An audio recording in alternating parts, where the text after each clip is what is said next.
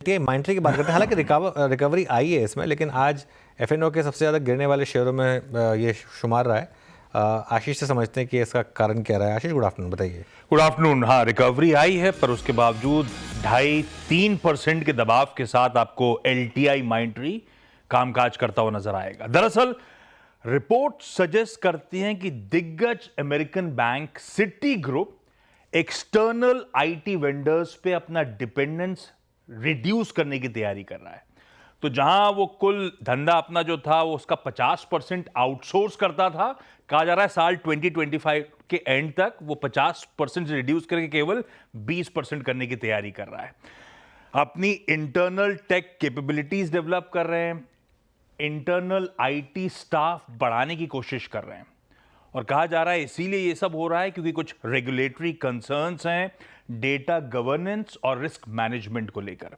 दरअसल पिछले साल 2024 में सिटी ग्रुप के ऊपर $136 मिलियन का फाइन लगा था डेटा गवर्नेंस की डिफिशियंसीज को लेकर, और एक फ्रॉड इंसिडेंट भी सामने आया था 22-23 मिलियन डॉलर्स का। शायद ये वजह हो सकती है कि ये कंपनी, ये ग्रुप आउटसाइड वेंडर्स पे, थर्ड पार्टी पे अपना रिलायंस रिड्यूस करने की तैयारी कर रहा है। अब एलटीआई माइंट्री के लिए सिटी ग्रुप इंपॉर्टेंट क्यों है? क्योंकि इसके टॉप 2 क्लाइंट्स में से एक सिटी ग्रुप है। एग्जैक्ट तो नहीं पता रेवेन्यू का कितना आता है, लेकिन इसका मतलब वो $100 मिलियन से प्लस का क्लाइंट है जो अब इनसोर्सिंग की तैयारी कर रहा है, जो एक्सटर्नल क्लाइंट्स पे डिपेंडेंस रिड्यूस कर रहा है। तो ये सिग्निफिकेंट फैक्टर होगा जो एलटीआई माइंट्री के रेवेन्यूज को इंपैक्ट करेगा। अच्छा, ये सिर्फ एलटीआई माइंट्री की कहानी नहीं है। आप जानते हो सिटी ग्रुप, सिटी बैंक, सारे दिग्गज आईटी कंपनीज, इन्फोसिस, टीसीएस, विप्रो, इन सब के भी की क्लाइंट्स में शुमार है। तो ये ऑनगोइंग रिस्ट्रक्चरिंग दरअसल मल्टीपल आईटी फर्म्स को इंपैक्ट करने वाली है, पर एलटीआई माइंट्री का वॉलेट शेयर सबसे ज्यादा इंपैक्ट होगा, इसीलिए दिक्कत सबसे ज्यादा यहां पे। जहां तक इस कंपनी की बात है, आज इसने अपने 52 हफ्तों के लोस छुए हैं। साल का चार्ट स्क्रीन पर रखिएगा, साल के हाई से 35-40% दबाव के साथ ट्रेड कर रहा है। तो सिर्फ आज की दिक्कत नहीं है, ये पहले से पेन में है। दरअसल बहुत सारे पिछले साल सीएफओ साहब जो थे विनीत देसाई, उन्होंने एग्जिट लिया था।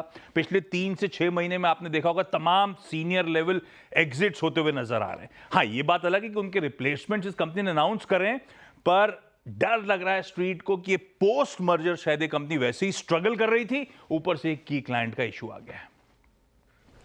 ठीक है, तो एलटीआई माइंट्री पे ये तमाम अपडेट, शुक्रिया आशीष जी तमाम जानकारी के लिए। एक बार चार्ट चेक भी लेते हैं। जिस तरीके से गिरावट आई, फिर रिकवरी देखने को मिल रही है, तो क्या इस गिरावट में इसको हाथ लगाना चाहिए कि नहीं, ये बताइए राजेश जी। एलटीआई माइंट्री कैसा लग रहा है आपको स्टॉक?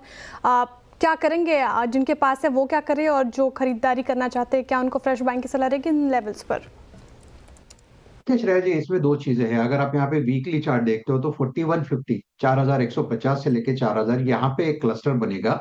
तो ये क्लस्टर है, सपोर्ट है। तो यहाँ से एक टेक्निकल रिलीफ रैली मैं एक्सपेक्ट करता हूँ, जिसका टारगेट होगा करीबन 4550 से लेके 4600 बस। लेकिन ये सिर्फ उतना ही होगा, क्योंकि इसका जो प्राइमरी ट्रेंड है, जो अभी वीकनेस है, वो कंटिन्यू रहेगी। This is just a relief rally जहां पे आपको एग्जिट अपॉर्चुनिटी ढूंढनी है।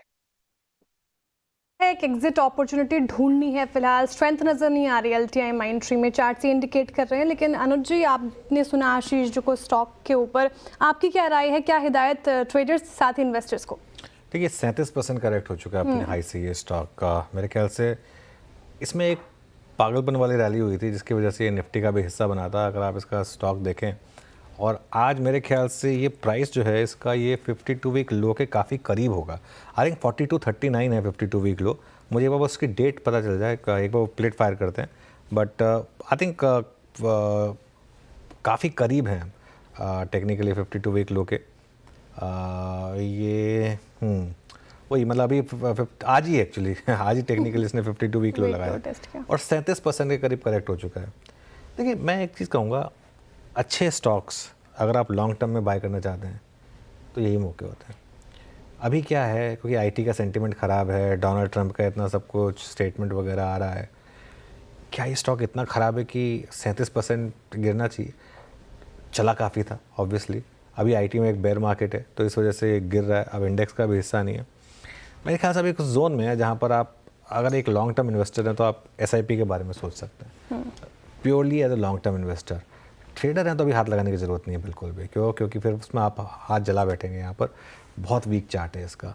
लेकिन जैसे मैं कह रहा हूँ ना, अच्छे स्टॉक अगर आपको अच्छे प्राइस पे चाहिए तो ख़राब टाइम पे ही मिलते हैं। अच्छे टाइम पे तो क्या है, सब कुछ अच्छा जा रहा है, फिर थोड़ा ना आपको, फिर तो 6000 का स्टॉक भी था, 6700 का स्टॉक भी था, 6700 पे आप अगर आप लेंगे तो फिर आप इस तरीके का, इस तरह 4300 पर अगर आप ले रहे हैं तो कम से कम एक ये तो आपके पास एक प्रोटेक्शन है कि मैं बहुत हाई पे नहीं ले रहा हूँ। अब क्या ये स्टॉक एक बार के लिए 3800 नहीं आ सकता? आ सकता है पर हु नोस क्या, लेकिन वापस 6700 जाएगा, चांसेस हैं कि जाएगा, क्योंकि एक अच्छा ग्रुप की कंपनी है, लार्सन एंड ट्यूब्रो ग्रुप की कंपनी है, अच्छे सेक्टर की कंपनी है। तो ये मेरे ख्याल से मेरा एक इस पर व्यू रहेगा। चलिए अब